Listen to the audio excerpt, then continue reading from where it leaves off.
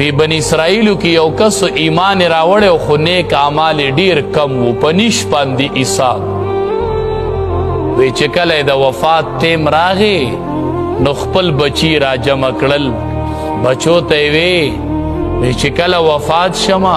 نور براته ولګوي او به مې سیزئ چې کله مې وجود ایره شي که نه نو نیمه ایره به په هوا کې والوزوئ او نیمه به اوبو ته ارتاوه وی دقه عمل به راسره وکئ ځکه خو زه الله ته مخامخ شم نو چې ما نه به الله په کومه طریقه عذاب راکړي نو داسې ایره مې کوئ وامې لوزوئ چې روغ په روغ الله ته مخامخ نشي نبی علیہ السلام صحابه کرامو ته وی هغه وفات شو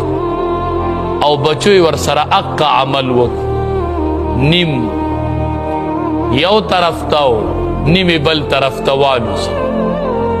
چې ویلوزو نه حدیث مبارک کې راځي وی رب العالمین ذراتو ته حکم وکړي راجمع شي ټول ذرات یې د ده راجمع کړل چې راجمع یې کړل ټول ذرات او دیتی جوړ کو وی ولې دا کار کو وی زما دې د الله په ذات قسمی چې یا الله ما دا کار د دې وجې کوم چې ستا نه ډېر یریدم ما وی چې تا ته مخامخ شم ته به په کومه طریقه باندې عذاب راکوي د ډېرې یرې د وجې نه مې الله دا وصیت کړی چې ما چې ته به ماله ډېر په ناکاره طریقه عذاب راکوي وی رب العالمین ورتوی چې ما بخلی چې ما نه دومره یریدلی الله نه یره پکار ده الله مونږ خو ډېر یریږو چې تا ته به څنګه ودرېږو مخې له به دې څنګه درځو قیامت کې چې ته حساب کوې او پوراده فراده یو یو به درځو فرشتي به ولاړي خبرې به څوک نشي کولی الله مونږ به تا ته پیشي کوو الله مونږ ته چې ستا پیشي یاد شي الله مونږ خو دنیا کې ورپیږو چې الله له به حساب څنګه ورکوو الله مخې ته به څنګه ځو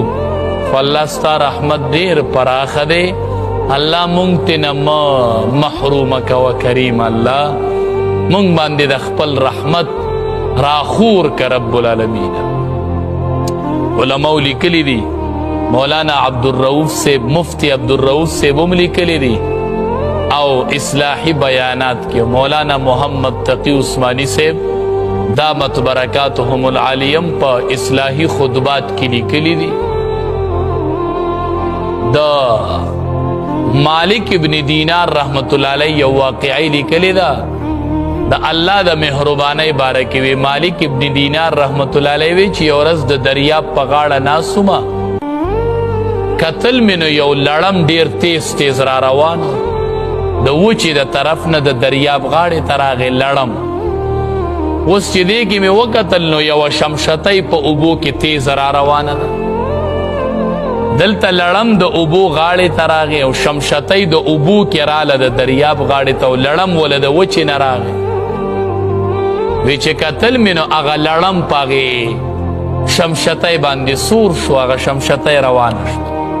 وی ما دې اړه کې وی چې د شمشتۍ او د لړم دوستانه کله پیدا شوي دا خو د یو بل دشمنان دي چې دا یو شول او د دې روان کو نو څه مسله به وي وی کشتۍ کې کېناستم روان شوم بس چې روان وم وی هغه شمشتۍ د دریاب نه اپلې طرف ته واختېدله نو هغه لړم یې هلته کوز کو شمشتۍ تې واپس لاړه او لړم روان دی وی چې زه پسې روان وم چې ومې کتل که نه لړم پسې لاړم وی یو کس د دې شراب څکلي د شرابو په نشه کې پروت دی او خواته مار دی او هغې مار چجه کړي د دې کس له ټک ورکوي او په دې کې لړم ورسېد چې لړم ورسېد هغې مار له ټک ورکو او هغه مار یې مړ او لړم لاړ وی ما هغه شرابي داسې وڅنډو په اوش کې راغی ما ورته وی چې څه چل دی وی چې د شرابو نشه مې کړې و هغې کې اوده وم د شرابو په نشه کې بېهوش وم ما ورته وی چې ما نن ډېره یوه عجیبه ماجرا ولیدله ما ته وی څه ما ورته وی چې الله دومره مهربانه دی چې ستا د حفاظت دپاره ما نن د لړم او د شمشتۍ دوستانه ولیدل چې د لړم او د شمشتۍ دوستانه جوړه وه او دواړه را روان ما وی چې دا څه ماجرا ده